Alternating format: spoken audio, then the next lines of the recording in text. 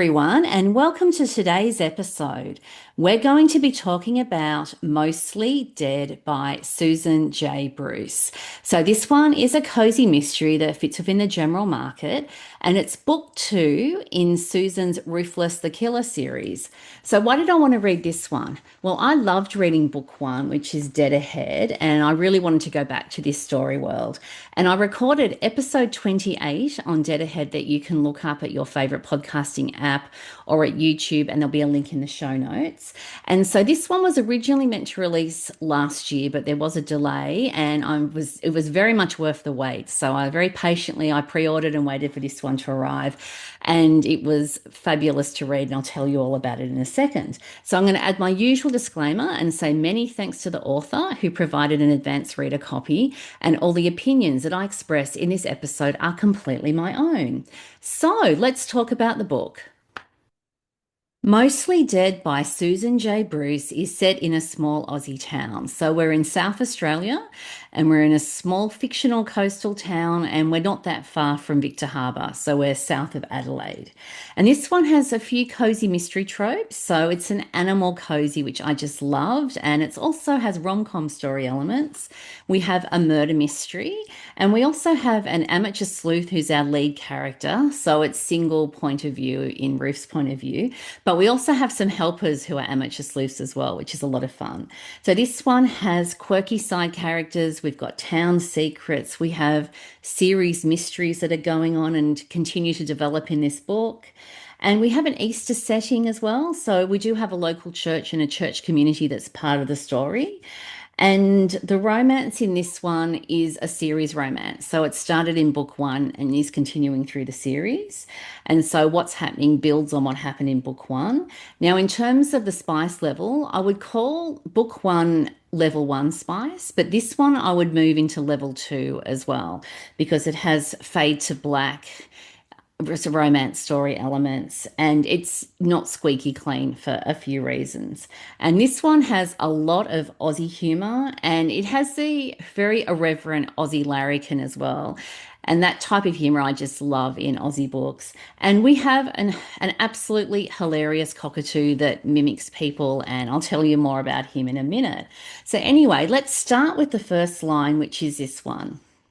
Autumn mornings in Pelican Bay had a way of making everything look sharper. The light, the trees, even people's smiles. So this is in chapter one, and we're in Ruth's point of view. And as I said, she's our main leading character in the series. Now she's 30 or 31 years old, and she works as a barista at her best friend's cafe in town. She has had other jobs in the past, including private investigator and a few different things that came out in book one. But in this one, she is very much our main amateur sleuth. So at the start of the story, we're only 3 weeks after the end of book one, and we're in the lead up to Easter. And the town is getting prepared for this really big event they have at Easter in the lead up, which is an Easter egg hunt. So that's what everyone's talking about.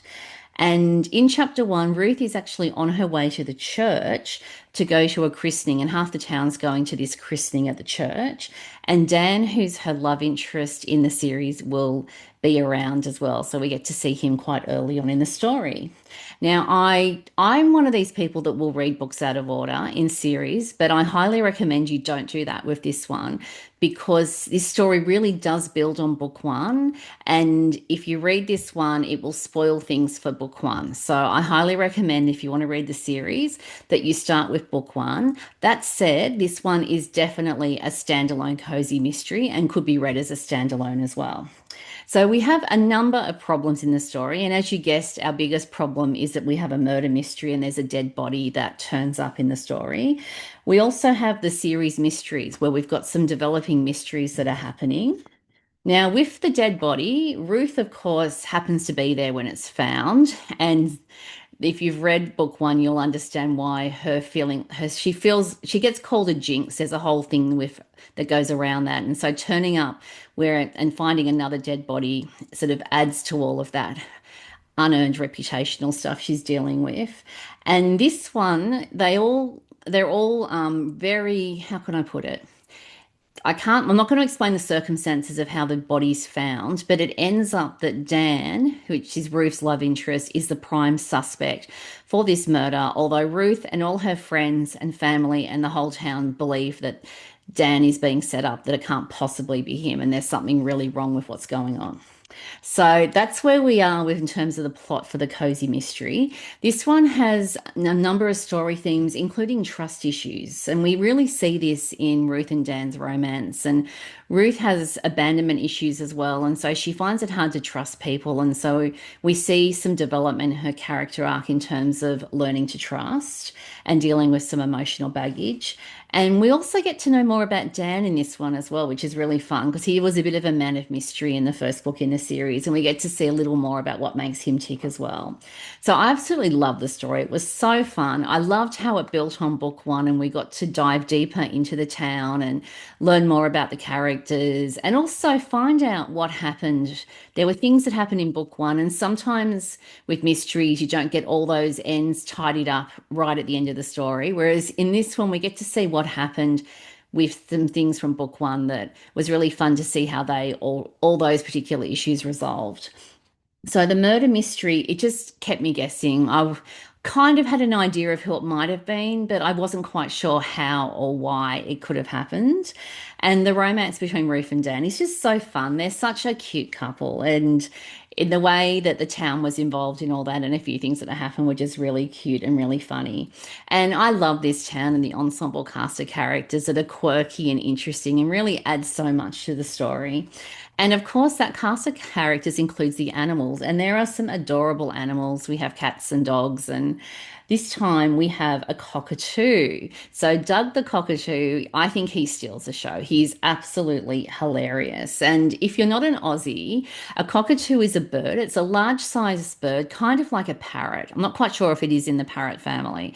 But what the cockatoo will do is it will listen and hear human voices and mimic them. So you'll think that someone is that you know is standing in the room with you, but it's actually the cockatoo who's talking.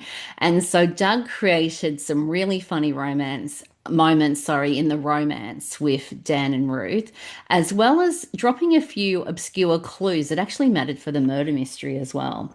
So he was just hilarious. He just loved embarrassing people. He was irreverent and mouthy, and he was the Aussie larrikin cockatoo in this book. It was just really funny, and I just really loved it.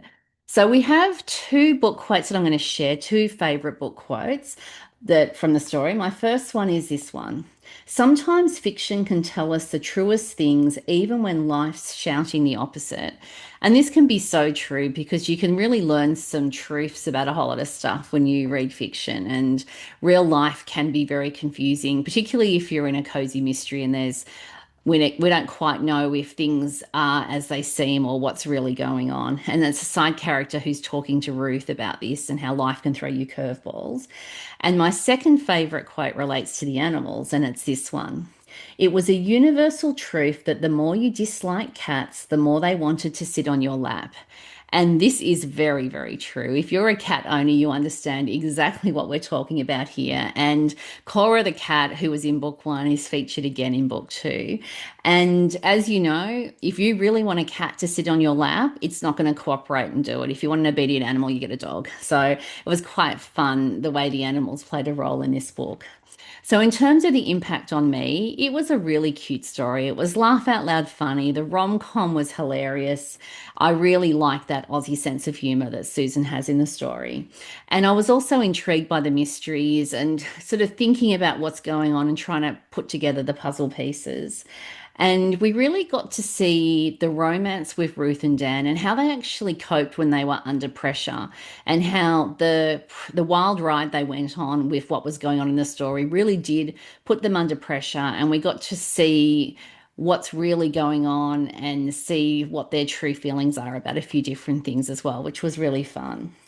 So, in summary, I would recommend Mostly Dead to readers who like animal cozy mysteries, especially if you like a mouthy cockatoo, to readers who like rom-coms that are spice level 2, where we do have fade to black and a bit more romance and intimacy and passion on the page than you'd expect in a squeaky clean cozy mystery, to readers who like the Aussie larrikin humour, to readers who like quirky small towns where there's lots of secrets and some interesting things going on in the past, to readers who like stories that have an Easter theme with lovable characters, and to readers who like cozy mysteries that have an overall mystery in the series arc, as well as having a romance that develops in each book as the series progresses as well.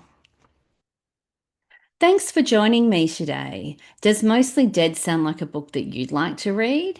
Have you read it? Or have you read book one, Dead Ahead?